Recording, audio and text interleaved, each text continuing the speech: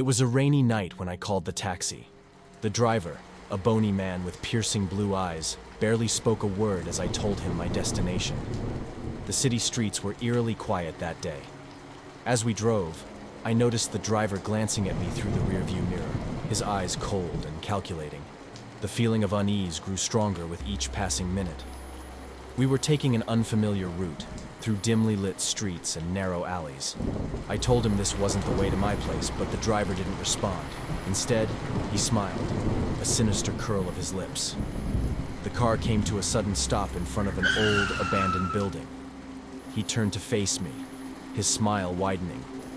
"This is where you get off," he said in a voice that sent chills down my spine. Before I could react, the doors locked automatically. He reached into his glove compartment and pulled out a long, rusty knife. My heart pounded in my chest as I fumbled for my phone, but then I heard a loud knock on the window. A police officer stood outside, his flashlight shining into the car. The driver froze, his expression shifting to one of panic. I quickly unlocked the door and scrambled out, my legs trembling. The officer detained the driver, who was later revealed to have a history of mental illness. I gave my statement at the station, grateful for the officer's timely intervention. The incident left me shaken, but I was thankful to be alive.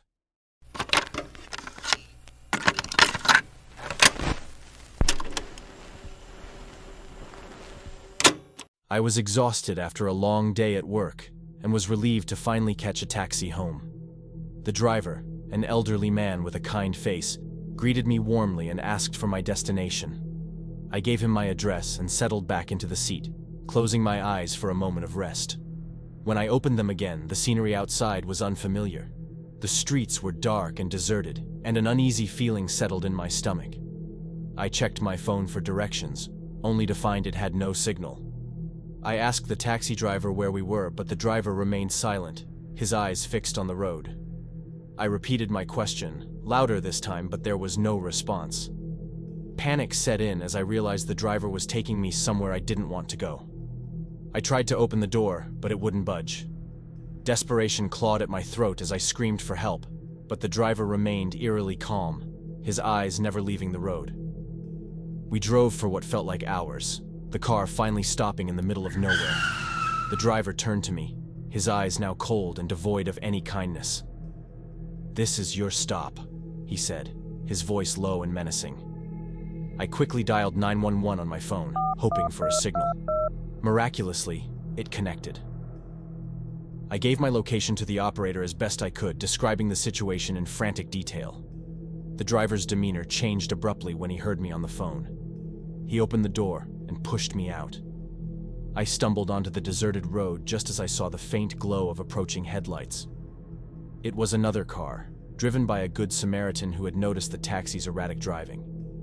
They took me to the nearest police station, where I reported the driver.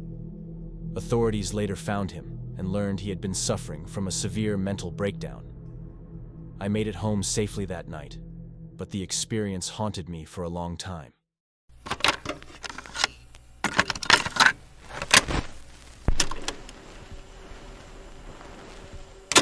I had just finished a late shift and was eager to get home. I hailed a taxi and was relieved when it pulled over almost immediately. The driver, a middle-aged man with a thick beard, seemed friendly enough. I gave my address and settled into the back seat, feeling the day's exhaustion wash over me. As we drove, my eyelids grew heavy, and I drifted in and out of sleep. At one point, I glanced at the driver's license displayed on the dashboard and felt a jolt of recognition.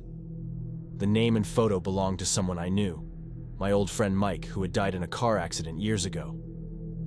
My heart raced as I stared at the driver, who seemed to sense my unease. "Is something wrong?" the driver asked, his voice eerily calm. I told him he looked like my friend Mike. The driver's smile didn't reach his eyes. "I've heard that before," he said cryptically. My mind raced, trying to make sense of the situation.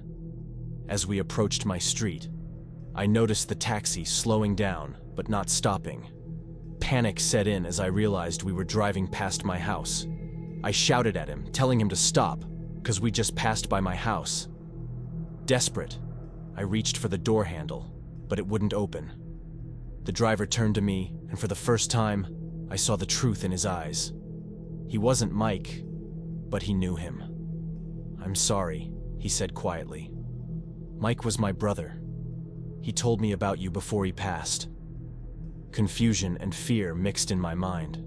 I asked him why he hadn't told me that before. He pulled over a block away from my house, unlocking the doors. "I just wanted to see if you remembered him. It's been hard since he died."